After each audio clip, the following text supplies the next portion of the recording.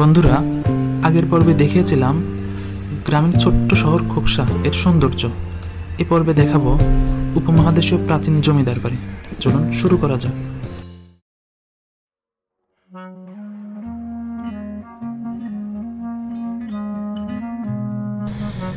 খোকসা শহরটির প্রাণকেন্দ্রে অবস্থিত এই জমিদার বাড়িটি, যদিও এ অঞ্চলের এমন ধাঁচের আরও কয়েকটি বাড়ি রয়েছে, তবুও সেগুলোতে এখনও স্থানীয়দের বসবাস লক্ষ্য করা যায়।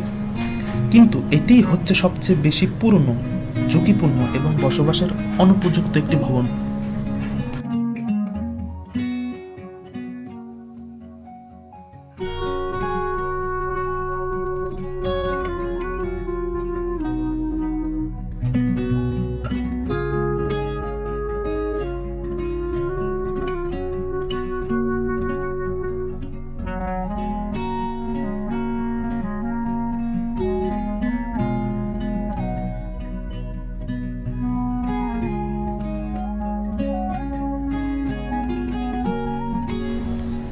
আজ বাড়িটি পরিত্যক্ত, লোকবসতি নেই, শুধু প্রকৃতি ধীরে ধীরে গ্রাস করে নিচ্ছে ইতিহাসকে।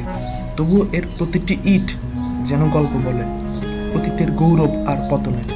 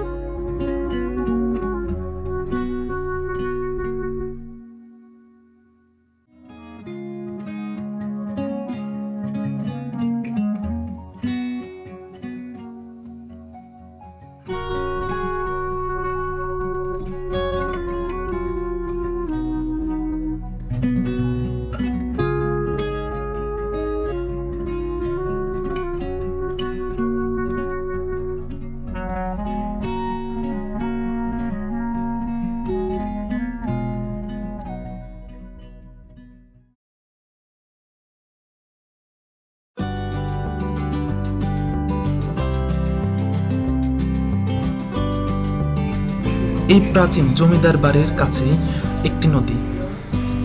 নদীটি গ্রামীণ এই ছোট্ট শহরের পাশ দিয়ে নীরবে বয়ে চলেছে।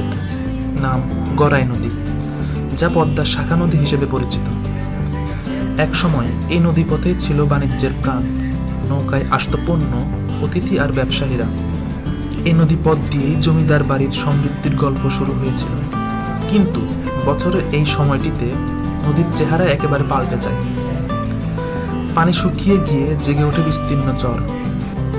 ভাবতে অবাক লাগে, এই নদী এক সময় ছিল জীবন আর বাণিজ্যের কেন্দ্র, আস্থা মৌসুমী স্মৃতিতে পরিণত।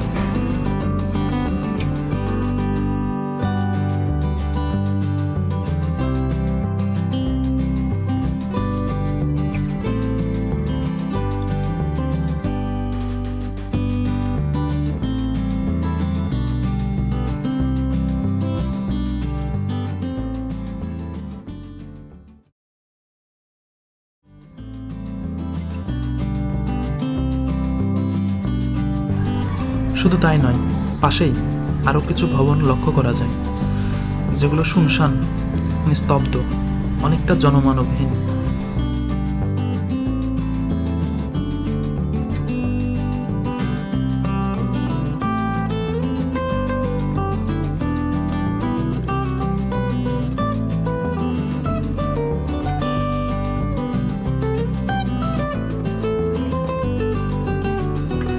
এ থেকেই বোঝা যায় গ্রামীণ এই ছোট্ট শহরটির ইতিহাস, যা সময়ের আবর্তনে, কালের বিবর্তনে নিঃশেষ হয়ে গেছে।